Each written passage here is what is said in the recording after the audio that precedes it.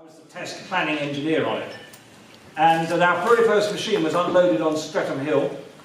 And as the lorry loaded it down onto the ground, it toppled over and crashed, and that was the end of that. And I was to blame because that was part of my brief, was to make products that would stand on their own two feet. This one didn't.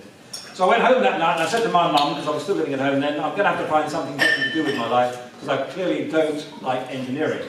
I was sitting at her kitchen table, and there was a copy of the Daily Telegraph on there.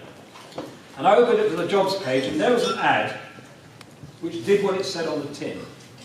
It said these words in letters 3/4 of an inch high. It said, "The next 30 seconds could change your entire life." And it did. It was an ad for Xerox looking for trainee salespeople for their plain paper copies. Though young ones amongst you don't remember a time when there weren't only plain paper copies. But in the olden days, when I was a boy, most copiers had like light sensitive paper. This was the first one to have this. Anyway, to cut a very long story short, it did change everything for me. They taught me to sell, they taught me to change my attitude to life, and as a boy who left school with one O-level or GCSE, I've got to thank them forevermore. In my sales career since 1970, I've sold everything from copying machines to books, from industrial catering services for a company called Bateman Catering in Abbey Wood in South East London, to high-value financial services for the news agency Reuters. My last bona fide job employment was as Director of Sales Training for Reuters. I lived 6 years in New York. I worked for them all over the world. It's great, an Englishman teaching New Yorkers how to sell. I still work all over the world. I still do what I did then. I've written 4 books. Didn't like the idea of writing books, but I stuck with it because my marketing guy said I should do. One of them, called Cold Calling for Chickens, at the moment has 92 reviews, which range, I must tell you, from brilliant, which I like, to disgraceful, which I don't like so much. However, the guy must be a vicar somewhere in North London, that said that he'd awarded it 5 stars, which is a bit strange because he said it was a rotten book. But he said it was just so that people would read it and wonder why he'd done that. Which made no sense to me whatsoever. I was recently anointed by the Sales Innovation Expo as Europe's Best Sales Trainer 2015-2016. I didn't get it this year because they wanted to give somebody else a chance. But hey, I mean, what do I really mind about that? I'm by no means perfect or a business guru. I've learnt how to sell mostly by making mistakes. I did an interview for the FT last year, and they said, "Have you learned from your mistakes?" And I said, "Yes, I can now repeat them all perfectly." I have to tell you, why is selling so important? I have to tell you this because in my long experience since 1970, I have to tell you that for any commercial enterprise, and that can be your dentist, can be a software designer, a cleaning company, there is nothing more important than sales. There is plenty of product out there, whether your product is a product or a service. What there is a shortage of people who know how to sell it successfully. And if you learn how to do it well, believe me, you'll have a wonderful time, you'll make a lot of money, and you will never, ever be unemployed again. Because there's a shortage of people who can sell properly. And this organisation, SOSI, I think it goes, SOSI, let's call it SOSI, yeah. The Society of Sales Innovation, exists to provide you with the latest up-to-date knowledge of how to sell well. Because when I learned to sell, this was way back, as I say, in 1970, I was taught by Xerox a system which was owned by Xerox then called PSS. These days we call it feature benefit selling. And the amazing thing is that a lot of companies are still selling that same type of service today.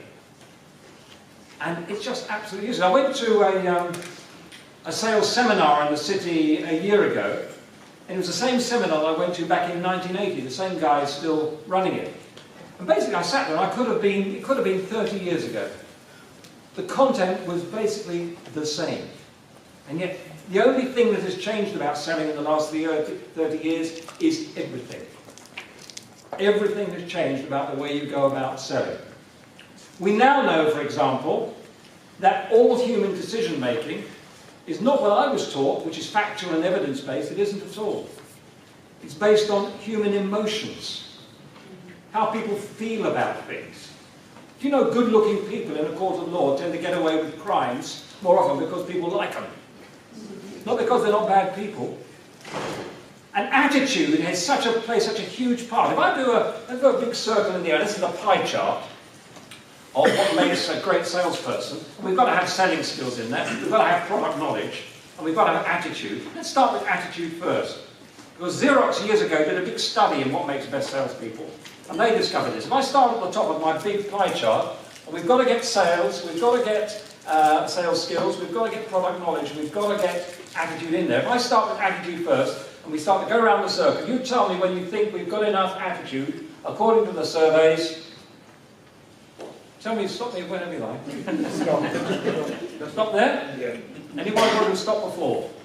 Yeah. All the surveys say that the people who make the best salespeople are in fact the people with the right attitude. Skills and knowledge make that last 25%. And this is very important because we're leaking attitude to people all the while. I'm going to ask the ladies only in here a question now. Ladies, if a strange man came walking through that door over there and stood in the doorway, somebody you've never seen before, and smiled at you all, how long in your female psyche would it take you to assess whether he was an alpha male or not? How long?